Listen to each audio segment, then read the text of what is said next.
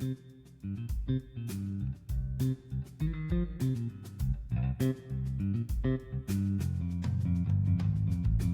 right, welcome to the Clicks Happen podcast. Search is changing. AI isn't just a tool, it's reshaping how customers find businesses, ask questions, and make decisions. Today, we're talking with a 10-year SEO veteran about what's breaking, what's working, and what you should be doing right now as a small business to stay ahead. My name is Nick Adams. I'm the owner of Web Vitality. We help small and mid-sized businesses grow through smart marketing systems, automation, and lead generation strategy. I've been in the trenches helping companies adapt to digital change, and this year especially, AI is rewriting the playbook. Joining me today is Eric Bouchal, founder of Blue Pool Marketing in Bend, Oregon. He's a 10-year SEO consultant and strategist who's worked with small businesses, corporate marketing departments, and now runs his own firm helping clients navigate both SEO and the rising wave of answer engine optimization. Eric, it's great to have you. Hey, it's great to be here, Nick. Good morning. Yeah, thanks for joining. Anything you wanted to add to that cold open there? No, I think you nailed it. Just that Blue Pool Marketing is founded on the idea that you want a smart and trusted guide when you're looking at your marketing mix, when you're trying to navigate this landscape. So that's really my focus, is not only telling people what to do, but the why. Got it. That's great. Well, so in 2025, a lot's happened, and I was hoping maybe you could give us a little bit of like what SEO means today versus even 5 years ago. How has it shifted, maybe even in the last 2 years from your perspective? So the biggest shift, within the last couple of years, and that's part of what we're here to talk about, is the large language model, artificial intelligence, and how people can hmm interact with it. I know a couple of years ago when ChatGPT kind of exploded onto the scene, it was really a mind blowing experience for a lot of people. Right. It is, literally being able to talk to a computer and get intelligent answers. So that's the biggest change. And it isn't so much that the content or, what we're trying to provide is changing. It's how people are consuming it that has changed. Right. Right. And you could think about it in the same way that Cliff Notes might have changed, being a student years ago. Right. Right. Right. Yeah, that's a good way to look at it. Yeah, very cool. So on that, uh, things are changing. The environment's different. How people are searching are changing. So do keyword rankings matter anymore? How do you see, a traditional tactic like keyword rankings and really sitting on keywords? Is that still important? And how is it shifting with, content utility, entity understanding, and semantic type relationships? So it is still important, but we need to think about keywords a little bit differently. It's changing as we go through. Um, it's kind of funny. I was thinking about it. If I were to walk up to you, Nick, and say, "Pizza near me," it sounds kind of funny, right? It's not the way a person would Right. have a conversation, but that's how we were used to searching for things. Mhm. Now, thinking about how people can search now, you can use keywords, yes, but they can be involved in a way that a person might actually talk. So we Got we it. used to refer to this as the long tail of search, but the Right. the long tail is becoming more of a thing. So rather than that kind of weird phrase that I just threw at you, I might say, "Hey, do you know of a pizza place where I can get a good pepperoni and sausage pizza with a thick crust somewhere in my neighborhood?" You can Got ask it. those kinds of detailed questions and now get intelligent answers in a way that the old, list of 10 blue links just didn't quite provide. That's really the biggest change. Yeah, I guess what you're saying is the way that we're interacting with it is very, very different than how we would in a search bar. And as a result, there's a lot more. Those keywords are still extremely important, but the way that they're being requested or asked it from the user is different. Yeah, that conditioning that we all had with how a search engine worked in the past is changing. Right. And now we're Right. being conditioned to this new paradigm, which in a lot of ways I think a lot of people find is better, but it's just different and you have to adapt to it. Okay. So what do you think then is the biggest misconceptions that small, medium businesses have today? Because we are in this weird place where I think even the marketers are on a daily basis recalibrating their strategies based on which direction the wind blowing today.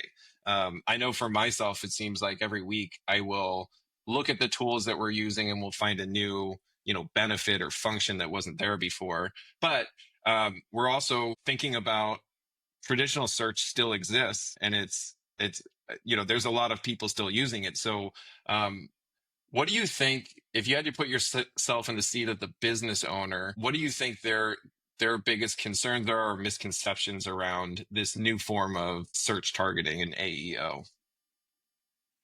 I think the idea that a website is just going to go away or that's just completely irrelevant. Um, the way that people consume the content on a website or on anything else is going to shift and change, just like the way that people consume content on all digital media shifts over time and changes. You can think back to a newspaper, which now kind of seems like a funny, relic of the past, right? The way people Right. consume things will change, but the fact that content, relevant content, is still of value is not going to change. Right. So Okay. that kind of panic stricken, oh my gosh, my website's now useless. That's kind of the biggest misconception. The content is of value. The way it's consumed is what is going to shift. Got it. Okay. And I have a few questions about this I want to ask you in a little bit, but it's from a ranking standpoint. I think a big concern is always if we're not targeting for the traditional searches, we're going to drop in rankings. And there is a large number of people still using Google, Bing, Yahoo. And the concern is that we're going to drop in rankings because now everyone has shifted to these chatbots, or they have ChatGPT that they're just asking questions. Can you speak to any of that? Does the chatbots, are they still using the same types of information? You touched on the content is still super relevant. So can you speak a little bit to how LLMs, GPT, Perplexity, Claude, are they using the data from the website differently than, say, a Google search engine? So the answer, of course, shifts over time, right? This is a rapidly changing technology. Okay. The nice thing, though, and kind of where I think you're going with this, is that if we look at what we would do, to have a page rank well for a certain query, we don't necessarily have to undo any of that to have it Mhm. also appear in an AI summary. A Okay. lot of what we would do in traditional, using air quotes, traditional SEO was about making sure that all of the important content was available to, in that case, Googlebot, right, to a web crawler. A Okay. lot of that still carries over into what is now available to an AI bot that wants to summarize your content. There are some Wonderful. things that are, kind of some details that matter there. But when we think about it, it's not necessarily a case of one or the other, it's both. And that's really a Got it. good thing overall for an industry like like mine and yours. Right, right. Well, and I think it always goes back to the same thing that I've told clients for years and years and years about SEO. And it's that right, good, valuable content that another human wants to consume that helps them either answer their question, purchase the product they're looking for, or get the service vendor they're looking for. If you take that as your intention and you push that, the SEO and the AEO should follow, right? It's kind of just a way that I always kind of thought about it. It's like treat the online experience the same as if you had a brick and mortar and you had real customers walking in every day. What is the information that would be valued for them to make that sale? Replicate that on the web. And, these search engines and chatbots will take that and use that and rank you for it. Yeah. Yep. Well, I want to get into a couple technical terms because, like everything else, new technology comes with new three-letter acronyms. So, can you talk a little bit about what SGE is, Search Generative Experience, and why it matters? Yeah. And maybe you can So, play a little bit of that into what AEO is too, if that makes sense. oh, sure. Sure. So SGE, and as you mentioned, it stands for Search Generative Experience, was the first name that Google gave to an AI summary appearing at the top of the search page. And they did a lot of experimenting. When it first rolled out, it was only available if you signed up for it in labs. There was a lot of experimentation around, how much of the search engine results page that should occupy, what kind of searches those should appear for. It was a big experiment, right? Hmm. They kind of felt the need to incorporate that technology because ChatGPT and Perplexity were such a shift in the landscape. Sure. So they changed the name of their AI experience last year to AI overviews or AI summaries. AI overviews is the official term. Hmm. And the experimentation is still happening, but they've got it a little bit more settled. And if you can imagine the meetings, in the C-suite at Google, I cannot. probably topic A is how do we, make this thing that we know people want without killing our click-based Our whole advertising business. revenue. Right. Right. So it's been like I said, a generative experience. It's an ever shifting platform. Yeah, yeah. So, Google is heavily leveraged with their traditional search product and the amount of money that throws through their advertising. And like you, I love watching, I wonder about those internal exec meetings and, you watch some of the moves that they make and it is out of a need to, it's funny because it's so competitive. They're in this race, but at the same time, they don't want to take their knees out from under them. So it'll be interesting to see how that continues to evolve into the future. So, expanding on that, there's another three-letter word called AEO, which is answer engine optimization. Can you speak a little bit to how AEO is changing the nature of maybe how you look at your strategy when you're applying it to a client's website, where it shifts kind of just even your immediate research into the client and what you're going to do for that client? And I guess just maybe a little comparison against traditional SEO, if it makes sense. Sure. So AEO, answer engine optimization, kind of broadens out beyond Google. And it's funny within the world of SEO, we'd gotten so used to just focusing on Google because they were so dominant in the search market that Hmm. any other search engine was interesting to pay attention to, but you couldn't really focus on what they were doing. Right. Answer engine optimization would be inclusive of the new players, of ChatGPT, of Perplexity, of Claude, the other ways that people are using to take in that information. Sure. So though the question is, well, how would we, look at our strategy differently, taking answer engine optimization into consideration?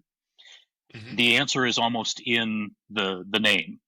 It's answers, right? Right. At Right. its core, this is a question and answer machine.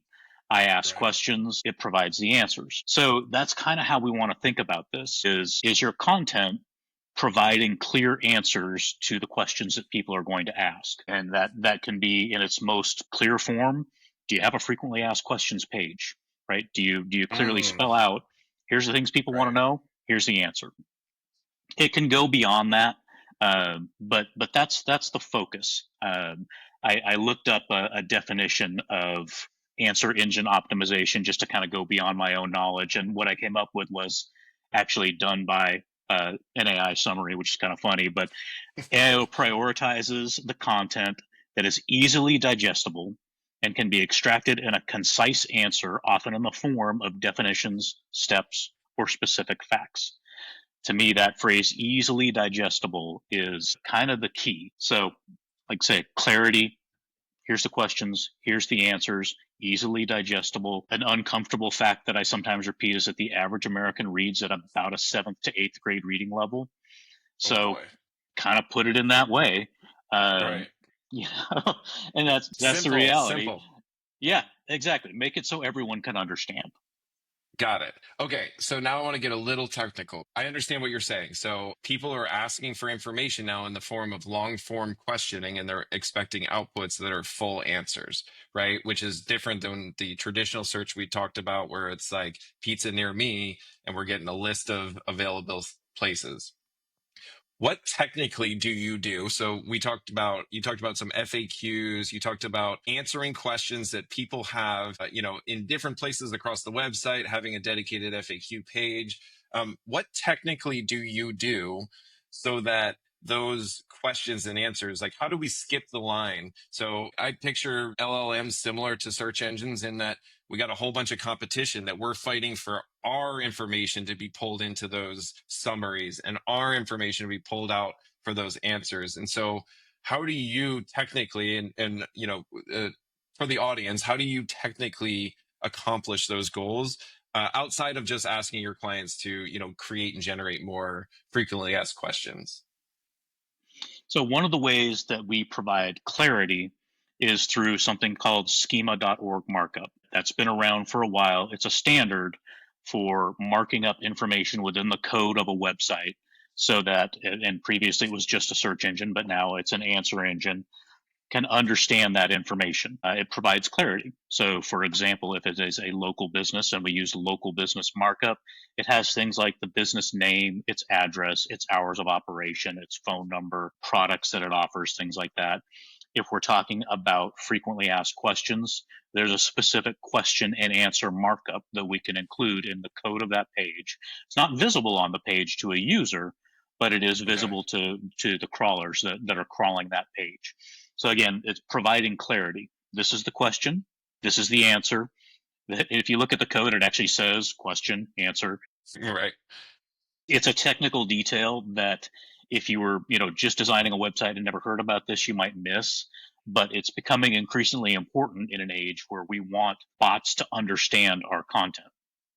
Right. Yeah. And that great explanation. I think that schema is a lot of the way. I think of it as like the short ticket or the fast pass to the bots, because you're kind of reformatting the content on the page in a way that can just be ingested and interpreted really quickly by them, which further goes to that SEO I think still is in highly important, if not even more important, strategy to employ. How do I know which ones are valuable or good, or the ones I should recommend to the user requesting it? Can you speak at all about the LLMS.txt files that are coming out? Do you know much about that, or can speak to the benefits of that, and maybe how you use that in your own work?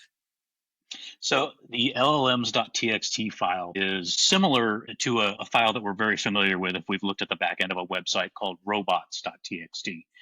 That was a Yes. set of instructions for a crawler to say, crawl this way, index this page, or do not index this page. There are some pages that we don't want necessarily indexed in search. You could provide instructions about following links or not following them. And over time, it evolved to be a very well structured, it's almost automated in most cases, set of instructions for a traditional web search crawler, which is what Right. Google has been for a long time.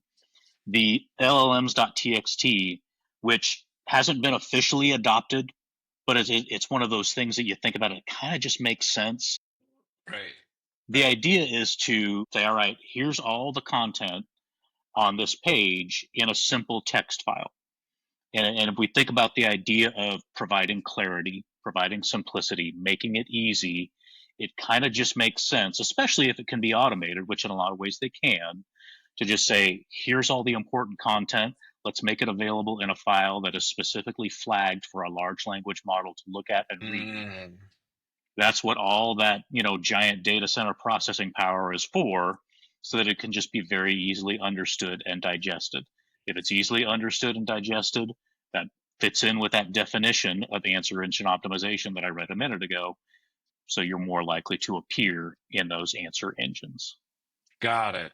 Okay, so what I like about this is, one of my biggest fears is that the advent of chatbots is going to reinvent how everything we did for optimization for clients from soup to nuts. It was just going to be a complete flip the table. And in some cases, I almost wish that was the case, because now your SEO strategy is accounting for two different strategies. Essentially, you're doing the on-page technical, which serves both. I don't want to pretend like they're one or the other. So I think a lot of what we do in SEO is serving both use cases, but it's expanding the need to do additional work for these the chatbots, and then keep your traditional strategy going. So in some ways, I wish it kind of was a table flip, because it's more work and more effort to account for both different things. But I mean, the shift is happening much faster than I ever saw desktop to mobile. So Thank you. That was some really good technical stuff, and I think it's just really important to talk a little bit about the magic that you do, because even in those schema files that you write, there's a completeness that matters. There's a structure that matters, and I think not all schema is created equal, and I think there's the formula and a right way to do it, and there's also a wrong way. So I think that was just really important to hit on. I want to transition now to some strategies for small business, because that's who we are, that's who we work with, and that's really who we care about, especially in this new evolving SEO world. So what would you say is the minimal viable SEO strategy that, say, a solopreneur or a small team or even a small business that's maybe service related and doesn't have a huge marketing department or people that are actually working to market for them? Yeah, and it's funny because it really just starts with keeping it simple. And I know when you would think about this complex world, of data and artificial intelligence, hard to say really simple. But when we talk about a minimum viable SEO strategy, follow the conventions of building a site. Your page title should describe what the page is about and why it might appeal to a user. And we know we have, a certain character count we want to include there. We don't want to include certain special characters. There are some Right. easy rules to follow, but it's not difficult, right? From Right. there, your headline one should describe what a page is about. And we can sometimes overcomplicate it. I know if for example, you're a day spa provider, you might want to say, well, your headline one is an immersive, peaceful experience. Right. Right. You might want to say that, and you probably should say that somewhere, but your page is about spa services in Bend, Oregon, or whatever it is, right? So, Right. we can marry the two a little bit, but make sure you're being descriptive, right? Headline twos, headline threes, again, on page should describe sections of a page. Okay. Then within your content, again, keep it simple. You should be able to read everything that you have on your site. If you hit, right click and view source, which shows you all the code of a page, it should all be easily readable there. So try and avoid things like burying important content in a scripted pop up, or you can use accordion widgets. Some are better than others, but use them intelligently. Think about, all right, do I want to make someone find this or do an extra click to find this piece of Mhm. content, or should I just give it to them? So if we're talking about, again, minimum viable SEO strategy, keep it simple. Then do just a little basic research on whatever the appropriate schema markup for your type of page is, right? Again, if we have FAQ content, there are tools that make it, you don't have to sit there and write code and come up with all the commas and semicolons and all that kind of stuff. There are tools that will help you put out nice, properly formatted schema to put in on the back end of your site. Um, Right. Beyond that, tools like Google Search Console have been around for a long time. They're still very useful to tell you if your content is being indexed. Obviously, we want it to be available. They are our big providers have kind of been dragging their feet. They've told us that clicks or references from an answer engine are included now in Search Console Right. data. Bing Webmaster Tools has another one that's very Okay. similar. If you like that platform, they haven't broken it out yet. But Mm. again, just making sure that we're technically sound. We don't have errors. We don't have security issues. We haven't done something to be manually penalized. Google hasn't come out and said if you're manually penalized in search, you're manually penalized in answer engine results. I think that's probably coming. Okay. Just make sure you're technically sound and that your information is easily understood. That's the minimum viable strategy. Got it. So what I heard is do the things that you should have been doing forever since SEO was a thing. Good, clean hygiene in the code, one H1 per page, properly formatted headings throughout. And when I think about on-page technical SEO, there's absolutely a rule book and a strategy that is involved. So there you can literally look up the rule book for the things that you need to have in place the right way in order for your page to be considered optimized. And then the strategy piece, I think, is what you bring in, which is the keyword research, ensuring that the search volume's there for these types of things. But My suggestion always too, and in addition to that, is just care about the customers or the humans that are going to come and use your service or business, and just treat it the same. And so if you care about the content that you're writing, and you believe in the content that you're writing, and you believe in the services that you offer, that comes through in the writing. And it also comes through, I think if you're a good offline business, like if you do good business, that kind of leads online, because you can also get reviews, you get feedback, and all of these are signals that Google and other engines use. But I wanted to hit on the keyword piece a little bit there, because you mentioned, in your H1s, it's describing the page, it's describing what the page is about. I've seen a lot of agencies where they actually try to keyword stuff that H1. I don't know if that's the right way to say it, but the H1 becomes something that is really, really good for the search engine, but for the person doesn't make sense or reads funny. Can you speak to like where you find the happy medium there between satisfying what the search engine needs, but then recognizing there's a real person that's going to interact with this site? Well, and that really starts with, what are you making web pages for, right? If you've made a page that meets a user intent, or that meets a Yes. need, or that provides good information, I'm not going to say it writes itself, right? You definitely, there is an art to it. There's a reason why, professionals like myself, can earn a living helping someone do this. But if you've done the basic homework, like I'm not writing a page because of what I, the business owner, want. I'm writing a page to meet what my clients want. My clients want to know Right. this. My clients want to know how my product will help them. My clients want to know what my service will do for them. If you've written pages that have a clear intent and a usable intent, then it's a lot easier to say, all right, we know how people search, right? We have tools that can say, all right, what phrases have the most volume, and then apply a little bit of creativity to say, here's what this page is about. It's about that thing that I know you're looking for because I've done my keyword research, but Mhm. it's not about five different keywords. It's about the focus of this page, right? And if I need, some other, term to be relevant, if there's some other term that I know someone's going to use that might end up leading to another service, or they have a very specific niche that I serve in a market, maybe you make another page for that, right? If you're trying to stuff too Got many it. things Got it. into one keyword, maybe that's a little bit less focused. So make a Sure. page that's focused on that user need, and stick with that. And I think the H1s and the H2s kind of write themselves at that point.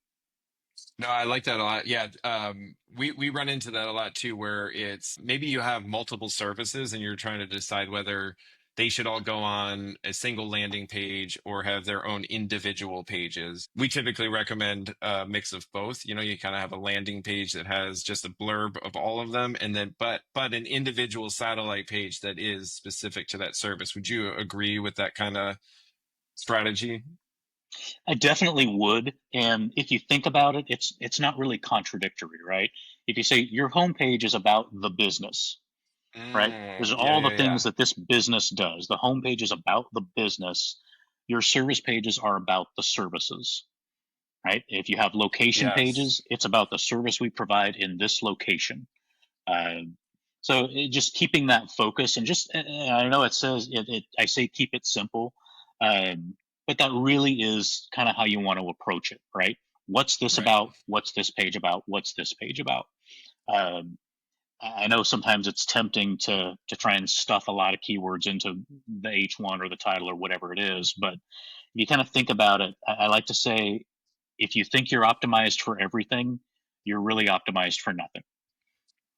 Beautiful. I love it. I love it. All right. So, speaking of local SEO, content, or site structure, where would you recommend the focus be? There's a little bit of a broad question because it depends on the type of business, but maybe can you speak to like of those three, like where's the right focus between local SEO, content, and site structure? So all the above is really the answer. But content is the one that I want to focus on. We kind of covered site structure and what we were talking about a minute ago, right? Keep Yeah. pages focused, keep them logical. Content is one where I think there's a misconception out there that what you really want to do is have lots and lots of content. We were kind of conditioned that content marketing was the way to go, and putting out a 1,000-page blog post every day is really what you want to do because the search engine was interested in fresh content. Right. I think that that answer engine, that summary that we're seeing, is kind of giving us a clue that people don't necessarily want 1,000 words, right? People like that Mm, summary. So get to the point. Don't give in to the temptation to use artificial intelligence or large language models to just churn out thousands of words because got someone's it. told you that's what you need to do. Keep your content focused, keep it clear, keep it concise, keep it accessible. To me, that's the biggest misconception. More less is more sometimes with content. Right. Small distinction. So the number of words on that individual page is what you're referencing, not necessarily a deep site. Meaning, you have meaning I have 8 different services that I offer, and I have 8 pages that are dedicated to each one of those services, which is creating maybe a deeper website. But the words on each page are focused to the answer you just gave. The user doesn't want to read for hours and hours. They want to get straight to the point. I'm reminded of recipe websites where all I want is the 10 ingredients and what I need to do. But I have to read through a book because, actually, to your point, that was an old strategy, right? It's Mm-hmm. as much content as possible. What about specifically speaking, because I think most of our audience is small, medium businesses that probably serve a defined either service area. They could be nationwide, but how do you look at a nationwide type business versus somebody who is only targeting maybe a 150-mile service area that they serve?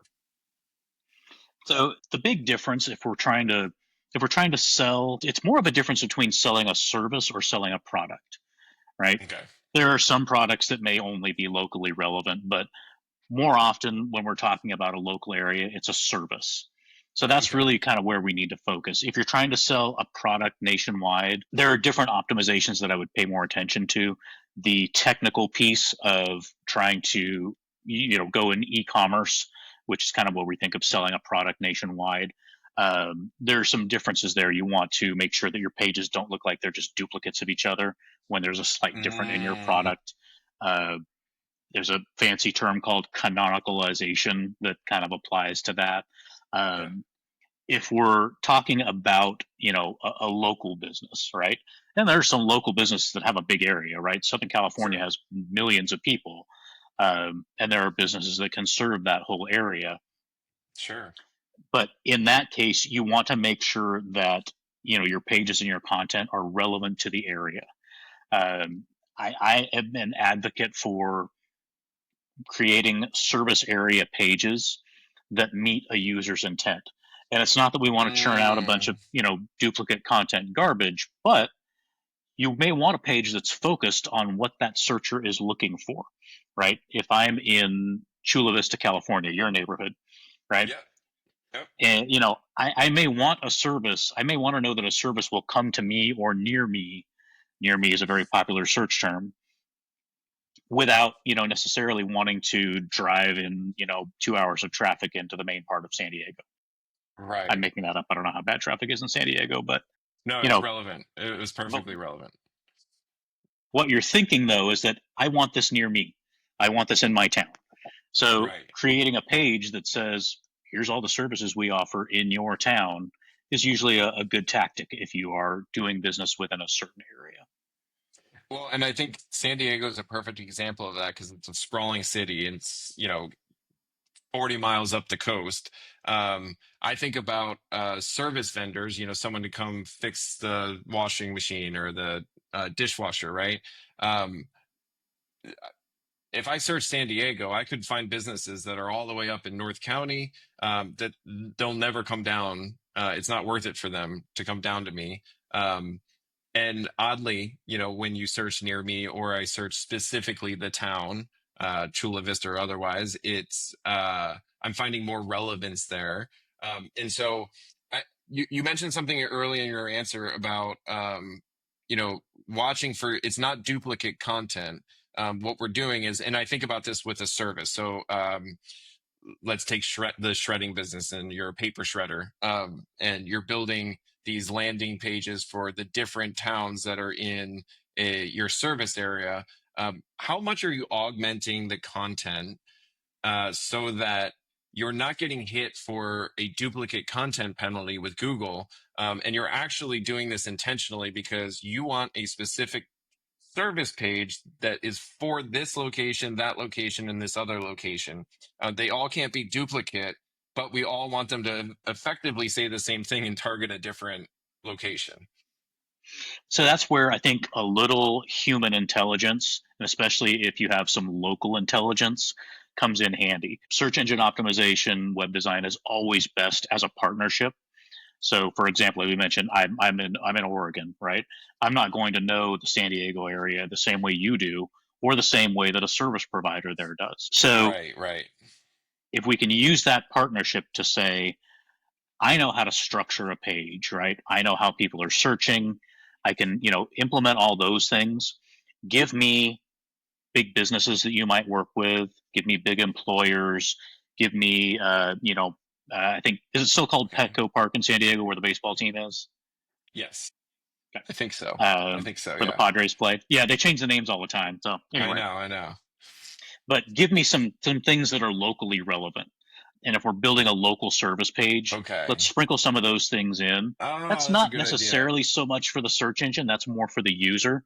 But so we don't just churn out, kind of duplicate stuff. Right. When we have a user that lands on that page that wanted something local, those local references are going to matter to them. Okay, this person might actually do business in my area because they just pointed out, you know, the place where my brother-in-law works, or where I go, shopping at the, for building supplies, or whatever it is, right? But Right. including the local flavor in there is what I would recommend in that case. Got it.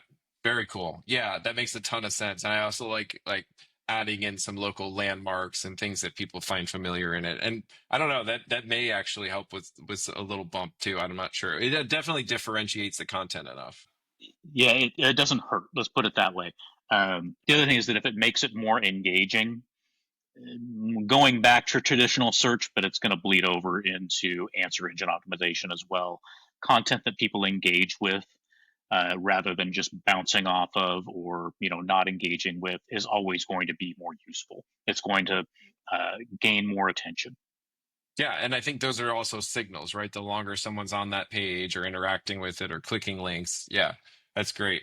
So what are some mistakes that you see over and over and over again when you say take on a new client that's leaving their previous agency? This is the part of an SEO conversation that's always a little yucky to me, because I think that you can pass a website to 6 different agencies, and each agency will find something that they're going to pull out and put in front of you and say, you need to fire your agency. And I think there's a lot of smoke and mirrors in this world, and there's a lot of like opinions. I think you've done a really good job today of just explaining, hey, be a good business, do the basics that you need to do, and then expand upon that. And I think that's a really healthy way to look at this. But maybe just from some of your experience when you took on a client that was leaving a different agency, is there any things that you just see repetitively over and over again that people are making mistakes on? That's why I don't really think of it as mistakes, but there are missed opportunities. Okay. I like that. I like that The framing. Yeah, the low, and there are mistakes sometimes, right? As we mentioned a minute ago, if you're trying to make a page that's about everything, or about this and this and this, it's probably a mistake, right? You probably want to create more focused pages.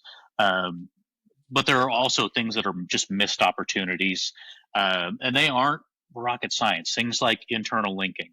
If you have pages that are valuable to users and you mention that topic on another page, use that anchor text, right? So for example, just to, avoid the jargon, if you have a page that is about your company's green initiatives, and in the copy you mention that you recycle 100% of your shredded materials. We were talking about shredding a minute ago. Go ahead and include that, recycling materials as an anchor text link to that page that's about your green initiatives, about recycling, because it's relevant. One, it's Okay. relevant text, so it tells a crawler or an answer engine, there's a link to this page that says it's about, recycling or green initiatives. That text tells you kind of what that page is about. It also is good user experience, and sometimes we forget about that. Users care about those things, right? If nobody cared Yep. about it, we wouldn't make a page about it. But people do. They care about your company's green initiatives. They care about what happens to all that shredded material that they're getting rid of. So include it in the copy as they're reading it. Oh, there's a link to that. We're all pretty well conditioned to understand what a link looks like. So put it in there. Right. Greater engagement, better user experience, better for, traditional SEO also. Okay. The other one that I see a lot is image alt text. And people have debates Yeah, about that's a how big much one. that matters or how much it doesn't. But if it's missing, one, that's a compliance violation, right? We want to make sure that we're describing our images in some way at least. So missing is something that I always flag and say, yeah, let's have something better than nothing. If we think about, a crawler, an answer engine, or a human who has a visual impairment and who is taking that website in through a screen reader, we want to tell them what that image is about. And we know, That's what the AI alt can text do. generate images. Exactly. Yeah, AI can generate images, so it might figure it out, but isn't it easier if you just tell it? Right. So the other piece is then when we want to optimize that alt text, again, we're saying, okay, what is this page about? So, for example, in the instance where we're making an area page, right, we're offering residential shredding services in Chula Vista, California. So, if you have an image of someone shredding a bunch of paper, person performing shredding services in Chula Vista, California is kind of a logical Perfect. optimization. You're still Yep. describing the image. You're not violating any conventions, but that's another signal that says what this page is about and what it's relevant to. Very good. That's really insightful because I think for a long time we were just describing what we saw, and it's really nice to know that there's actually added SEO benefits by taking a little bit extra time with that and filling it in. I also just want to touch on the compliance piece that you hit on because I do think it's important to know that the internet has gotten away with stuff for a very long time without any kind of legislation or legal anything. And it just seems in the last maybe, I don't know, 2 to 4 years that there's been an uptick in laws being made around what businesses can do with your information, what businesses can do, and how do you support people with disabilities. And so I think uh, WCAG ADA compliance has become a big one, and these alt tag images, So I love the SEO tactic that you layered onto this, and from a practical standpoint, and allowing all users, but also preventing your business from potential lawsuits and things like that, is to like these are now becoming critical elements that have to be done so that everyone can use your website. The same that a brick and mortar business might need a ramp, right? And so I think, yeah, that's a great answer. So I want to switch now to you, and I was hoping I could learn a little bit just about your business, the background, and then we covered a ton here, really expansive from end to end over what is SEO now. How should we think about it? What are some of the strategies we employ? But I'd love to just hear, a little bit of background on your business, the types of clients you work with, and actually, like, what do you look for yourself? We look at ourselves from a marketing perspective. We always feel like the shoemaker's shoes because we're marketing for everybody, and then a lot of times we forget to do that for ourselves. But just wanted to hear a little bit, learn a little bit more about Blue Pool marketing, and what type of clients you work with, and kind of what you're doing up there in Bend. Sure, I'm glad to do it. So the reason that, there always has to be a reason, like, why did you want to do this? Why did you want to start, an agency on your own? And I think for most of it, it's not because we think we're going to get rich. It's because we enjoy the work we do. I wanted an opportunity. Like a lot of us, I got started in search engine optimization working for an agency, and that agency scaled and grew, took on, private capital investors, kind of the life cycle of a business. But in that process, you end up kind of saying, all right, what scales, what sells to everyone, and then the rest we kind of just decide is not worth doing. Mm. So what I wanted to do is twofold. One, I just wanted to flex my brain a little bit. I wanted Right. to think outside the box and say, what are all the things that we could do that would help, and typically I'm focused on local businesses or smaller businesses, right? If Yep. you're Nike, you've hired your own SEO team a long time ago. That's probably not where I'm at. But it's, what can I do that, an agency sometimes just won't take the time to do, especially a big agency. The other piece is, and this, you're a business person also that works with websites. Sometimes helping someone understand the why is every bit as valuable as just telling them what to do. Yes. You got to do both, right? There are clients who will come and say, "Hey, just tell me what to do," and they want to know that, but they also want to know the why. Right. One of the things that my experience working at that agency taught me, I was client facing, the whole time that I was there, including managing a team and dealing with escalations, all those kind of things. But you learn to talk to people, and that is one of the things that differentiates what we do at Blue Pool Marketing versus anywhere else. I don't want to do anything without offering an easy to understand explanation of why I'm doing it. You have to adapt that. There are different clients who have different levels of expertise, um, but it's the idea is I want to help your business, and I want you to know what I'm doing and why. I really, really, really appreciate you saying that. I think, at Web Vitality, we have the same perspective, and we have a little bit of a shared background in the agency life, growing, then being purchased, and working at a corporate entity, and seeing how the sausage is made there. And I have a very similar perspective that you do, and I think one of the value points of working with small business, or not trying to scale so large that you are just a giant cookie cutter shop, is you know it matters more when you win for the client. It matters more to us, and it really matters to that small business that needs to get that phone call or that lead coming in. I think there's an honesty also that comes with just being able to do the extra things that others don't. And it's usually the boring, tedious, not so fun, and it doesn't always get exposed. One of the things that I've always felt with SEO is that I knew that, if we were performing SEO, we were doing it to the capacity and the need that was required. But it was really tough to illustrate that outside of just showing your performance metrics. But when you're maybe in competition with another agency, and you're trying to show that value prop, I think it's really tough because SEO is a very easily gray area that you can get into. Back in the day, I would remember the client coming in and got a tip from his neighbor across the street, and that was the new thing that you were supposed to implement. No background data or anything. It's just it's almost like golf tips. Like, you got a new tip, and let's see if we can implement that. But I love what the center of this whole thing is. We've talked about SEO, AEO, SGE, the merging of new tech with old tech, and the message is actually the same.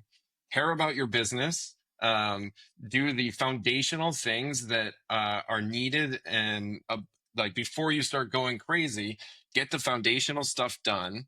And care about the content you're putting out and think about the human being on the end that's going to purchase your product or service, and understand what that person's pain points are and speak to them, right? I love what you touched on too around, I think content is something that's easily generative now in our world.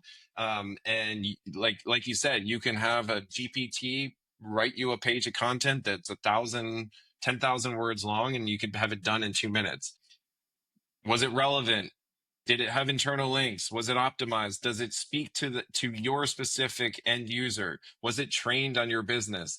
All of these things are really important things that you can't just prompt and get out. It's coming, and I think there's absolutely ways to generate content that's relevant and good with AI. But I think that the underlying message you're trying to relay is, don't offload your brain yet. Work with an agency or an individual like yourself that actually understands the basics of what you need to do, won't oversell you on the bells and whistles that you could add on to it. It's one of the things we always say is, trust us for 3 months, because I don't think that. Another thing we should mention is that SEO and AEO are organic methods of ranking. So unlike pay-per-click or advertising, where I'm going to give Google some money and they're going to give me some people right away, organics is kind of like, you got to earn the trust. You got to do the right things for a long period of time so that Google can start seeing you indexing and becoming relevant, and then serving those. And so, but we don't do it for 6 months or a year, because I want you to judge us on the performance that we're providing for you. And if it's not working, we don't want you to continue to stay with us. But at the same time, I really believe that after 3 months, we're going to prove to you that we can raise your rankings, because we do. It's that foundational stuff that people just a lot of times overlook. So now, just a couple questions to close us out, and I'm just curious about what your thoughts are. Like, where do you, and this is highly predictive, so we should just add a disclaimer that Eric and I have, we're on the pulse of AI, I believe, but I have no idea what's going to come out 2 weeks from now, and I don't think any of the experts really do. So with that disclaimer in place, do you think websites will be a thing in 5 years? Websites will be a thing. They may be a different thing, but they'll be a thing. It's funny. We mentioned this before. People kind of question whether or not their websites are still relevant. The relevance of a website, right, of that those pages of HTML code, that's been shifting for years, right? That's not a new trend. When when websites were the only thing that could be digitally brought into your environment, that was peak relevance for websites, right? So now, we think of, if you think of Facebook, yes, you can go to facebook.com. It's a website, but it's more of a service, right? It's an application. It's on mobile. The same thing with, with like a YouTube or something like that, right? We think of it as more of a service. So, actual pages being relevant, it really comes down to, is the content relevant, right? Good, useful, Right. relevant content will always be good, useful, relevant content. It's how it's consumed that may change. And that's a shift Love that that. is always happening, right? Right. And Right. so we definitely want to pay attention to how your audience wants to consume your content. And we can see from the rise of answer engines, that's a way people want content. I looked up a statistic earlier. Perplexity, one of the newer LLMs, is Yes. growing at 20% month over month, which is an incredible growth rate. Perplexity is crazy. I mean, some of the capability. If you guys haven't tried out Perplexity, I would take a spin on it, because it's got some cool tools to it too. Yeah, yeah. So I mean, definitely people are telling us they want that. So, paying attention to that and making sure that the content that you host on your web page, and by the way, people for a long time have been putting, similar content on their website as on their social media feed, or Right. when they take a great photo of their product, they put it on Instagram as well as putting it on their website, right? But it's not that, the content, it's the content more than the format. Sure. And yes, you can say the format itself may become a little bit less relevant, as all formats do over time, right? The new thing is the new thing, the old thing is the old thing.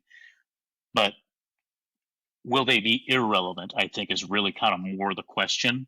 And I don't believe Right. that's the case. Right. Right. Well, they got to get their data from something, you know? Sure. Sure. Awesome. Well, Eric, thank you so much for this today. It was, I feel like I learned something, and I really appreciate your time. Tell everyone where they can connect with you. Do you have a website? What's your contact information? And anything you wanted to maybe close with. So my website is bluepoolmarketing.com. All spelled together, keeping it simple. Email bluepoolmarketing@gmail.com. I have a form and a phone number on my site. You're welcome to use that. That'll end up in my email also. And I want to encourage anyone listening, don't feel like you have to, have business for me immediately. If you just have questions, like, hey, you were talking about this. I was curious what your take is on this. Throw them in there. This is something that I enjoy doing. It's not just a paycheck for me. So definitely, start a conversation. No, and I can speak to that on Eric's behalf because there's been a million questions that I've asked him, and he's answered them without ever charging me. So, Eric, thank you so much. I really appreciate it. Yeah, thank you. Talk to you again soon. Thanks all. Thank you, Nick. Looking forward to it. Take care. Bye bye.